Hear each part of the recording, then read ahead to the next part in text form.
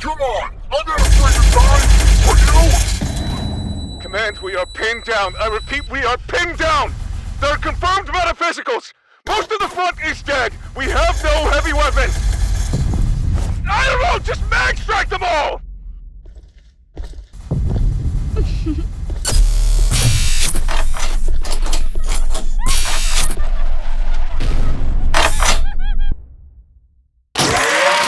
Die, monarchist scum! Show me how much you're willing to die for your god!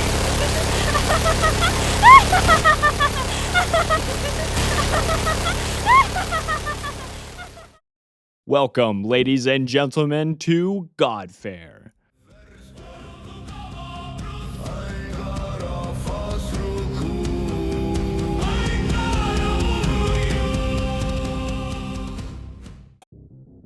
One does not normally associate the advance of technology with the advance of sorcery. But ever since Metaphysicals used their powers at the Battle of Savan Heights to form tracks ahead of newly developed steam trains to break through the lines of Lord Marshal Bearfisk's forces, that sentiment became cemented. Until greater vehicles were invented, war engines such as these dominated the battlefield, all thanks to these sorcerers. Metaphysicals have shaped warfare and society ever since the Prime Gods first created humanity. But one naturally has the question of what exactly is a metaphysical and how do their powers work. A metaphysical is not a demon, nor are their powers granted from complex rituals or divine gifts. They belong to a rare breed of human, roughly 0.5% of the population. Metaphysicals draw their power from Kratos, a power from the Aether, where the Prime Gods reside. With this power, they can form objects from seemingly nothing and shape reality as they wish. With Kratos, they become a poor copy of the gods themselves. But what exactly can they do with this power? Let us take our lovely Morova here. Metaphysicals use knowledge and imagination. Let's say a metaphysical forms a simple pistol from Kratos, a relatively simple task. Most humans know what the weapon is, and that when you pull the trigger, a bullet shoots out. And if a metaphysical pulled the trigger, a bullet would indeed fire. But there is a better way to do this. Now let's take that same metaphysical and say she was a gunsmith in trade. She would have an intimate knowledge of how the pistol works and how the bullet fires. She would translate that knowledge directly into the creation of the pistol. Now there would be a feeding mechanism, firing pin, Kratos gunpowder, etc., etc. The result would be the same, but there would be significantly less strain on the metaphysical. Using Kratos exhausts the user. Using too much could put you on the ground, or worse, permanently break your Kratos circuits. However, the more harmonious with reality a metaphysical's creations are, the lesser the strain, as reality fights back less. And like I said, this is all limited by one's imagination. One can make a great and terrible weapon with Kratos. Now, with these bones laid out, let us truly see what we can do with these powers. Let's shoot her. Sad, I know, but thankfully it was only a gut shot, and we can fix her. But you two, man, I hear you say, why would I want to fix her? She already has amazing personality. Yes, but that is not quite what I'm talking about here. Metaphysicals, like any human trade, can specialize. Those that focus on the healing arts are referred to as corporomancers. While any metaphysical can learn some measure of healing, many are born with a far greater aptitude. These corporomancers use their knowledge of the human body and their powers to supernaturally speed up the healing process. They tap into the body's own intelligence of what should be there to heal any wound, including lost limbs. However, this process cannot replace natural defects. Skilled corporomancers can even alter their own bodies, to a limited degree, whether that be making themselves taller or increasing bone density, but they cannot add extra limbs or something of that like. But if you can manipulate the body, why not the mind? Psychomancers use their Kratos to invade the minds of their victims, to control them or give them terrible visions. Get this off me! Help! Hey, why are you pointing that at me? Put the weapon down! I said put it down! Ah! But I know what you must be thinking.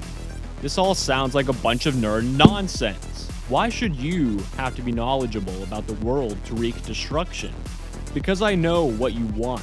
You want to go wild. Go full monkey mode. Destroy your enemies with your bare hands. Aw, not as durable as I thought. Thankfully, there is a way. Metaphysicals can empower their limbs of Kratos, making them more durable than steel, and allow them to run faster than a car. The brain is equally susceptible. Kratos to your gray matter can speed your perception of events several dozen-fold, slowing time down to a crawl. But be very careful with this boosting. Sure, your arms can lift that huge rock if you boost it enough, but your spine cannot. This is the most common mistake metaphysicals with such power make, often leading to unfortunate consequences. A metaphysical's body is still just human after all. But why stop at punching things with just your bare hands? Why not with the hands of a vehicle? Technomancers have the solution. Technomancers use their knowledge of vehicles and machines to make them extensions of themselves and empower the machinery. Whether that make a gun fire with more power, or a car drive faster, or even make them transform. What I have shown you today is only a small part of the magic system of GODFARE. I have not even touched on the deadly weld weapons or dictums, the language of the gods constructed from gold. There is so much to cover, and honestly, I don't want to cover it all here, as I would rather you read the book this is all directly based off of, but I guess I should introduce myself. Hello, I am GC Cameron, author of The Apostle of Andras, and any other subsequent works in the GODFARE setting by the time you see this video. But before you buy my works, feel free to check out my website, where the first 4 chapters are posted for free, along with short stories and pages of lore, so you can see for yourself if this is something you would like to read.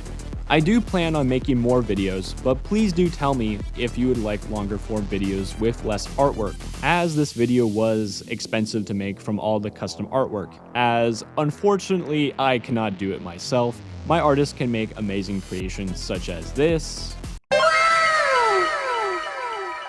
Meanwhile, I can do this. And all of this is basically just a hobby for me at the moment. It's just me writing the books, doing the video editing. I would be more than happy to regale you with lore from my universe and do so many other cool projects.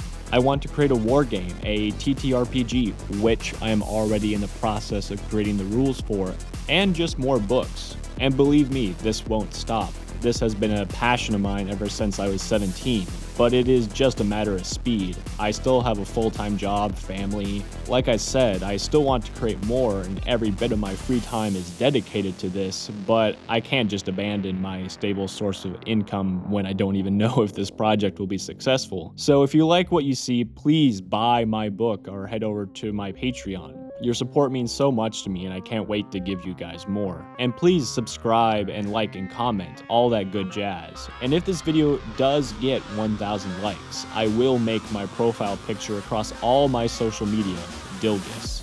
Until next time, where we will go over the horrific nature of the chain. See you all soon.